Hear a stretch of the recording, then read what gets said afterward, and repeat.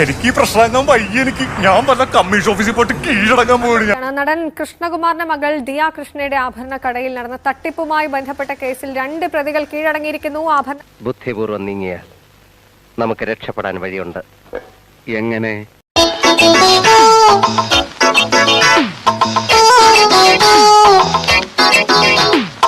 സൂക്ഷിച്ചു നോക്കണ്ടടാ ഉണ്ണി, ഇത് ഞാനല്ല. പോണവൻ പിടിച്ചോ. ഹെൽമെറ്റ് ഒക്കെ ധരിച്ചാണ് ക്രൈംബ്രാഞ്ച് ഓഫീസിലേക്ക് ഈ പ്രതികൾ എത്തിയത് തിരിച്ചറിയാതിരിക്കാനായി. എങ്ങനെയുണ്ട് എന്റെ ബുദ്ധി? കൊണ്ടുപോയി ഉപ്പിലിട്ട് വെക്കേ. കാരണം മാധ്യമങ്ങൾ ഈ എത്തുന്ന വിവരം അറിഞ്ഞ് അവിടെ ഉള്ളത് കൊണ്ട് മുഖം മറച്ചിട്ട് പോയത്. മുമ്പ് ഞാൻ എങ്ങനെയെങ്കിലും ഒന്ന് ജീവിച്ചോട്ടെ. അങ്ങനെ നിങ്ങൾ ജീവിക്കാൻ ഞങ്ങൾ സമ്മതിക്കൂല. സമ്മതിക്കോ? ഇല്ല. എന്റെ കഷ്ടകാലം എന്നല്ലാതെ എന്ത് പറയാൻ. പണം 3 ജീവനക്കാരികൾ ചേർന്ന് QR കോഡിൽ കൃത്രിമം കാട്ടി സ്വന്തം അക്കൗണ്ടിലേക്ക് മാറ്റിയതായാണ് പ്രധാന കേസ് നിലനിൽക്കുന്ന.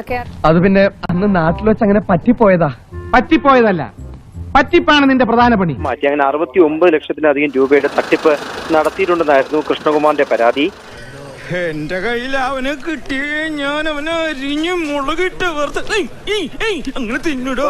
ഈ സംഭവം ഈ കേസിന്റെ വിവരങ്ങൾ പുറത്തായതിന് പിന്നാലെ ഈ കൃഷ്ണകുമാറിനെതിരെ രൂക്ഷമായ വിമർശനവുമായി ഈ പറയുന്ന അതേ പ്രതികൾ തന്നെ മാധ്യമങ്ങളെ കണ്ടിരുന്നു.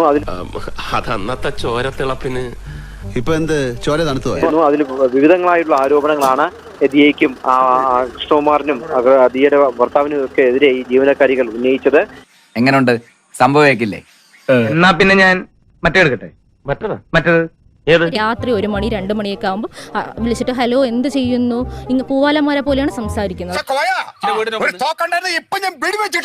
നിങ്ങൾ കള്ളന്മാരാ ക്രിമിനൽസ് ആണെന്നൊക്കെ പറഞ്ഞ് സ്റ്റാറ്റസ് ഇടുന്നു. അവർ ഓൾറെഡി ഇട്ട് കഴിഞ്ഞു. ഞങ്ങളെന്ന് പറഞ്ഞാൽ സാധാരണപ്പെട്ട ആൾക്കാർ ഭീഷണിപ്പെടുത്തിയെന്ന ആരോപണത്തിൽ ഉറച്ചു നിൽക്കുന്നു. പിന്നീടാണ് വിശദമായ അന്വേഷണത്തിലാണ് ഈ സാമ്പത്തിക തട്ടിപ്പ് പുറത്തുവരികയും കൃഷ്ണകുമാറിന്റെ പരാതിയിലാണ് കാതലായി ഉള്ളതെന്നും തട്ടിക്കൊണ്ടുപോയി എന്ന് പറയുന്ന ആരോപണം CCTV ദൃശ്യങ്ങൾ പരിശോധിച്ചപ്പോൾ നിലനിൽക്കുന്നതല്ല എന്നും കണ്ടെത്തുകയുണ്ടായി. ഇതാ ഞങ്ങളുടെ പ്ലാൻ.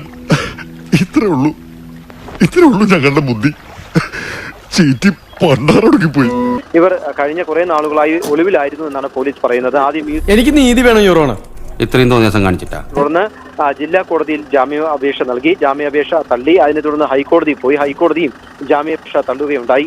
വേറെ ഒരു വഴിയില്ല ഗൈസ്, പെട്ടിരിക്കുകയാണ് നമ്മൾ ശരിക്കും. ഇതേ തുടർന്നാണ് ഈ പ്രതികൾ ഹാജരായിരിക്കുന്നത്. അവനവന്റെ കയ്യിലിരിപ്പിന്റെ ഗുണം അവനവൻ തന്നെ അനുഭവിച്ചു തരണം. താൻ നിരന്തരം ചെയ്യുന്ന കർമ്മങ്ങൾ താൻ അനുഭവിച്ചിടുക.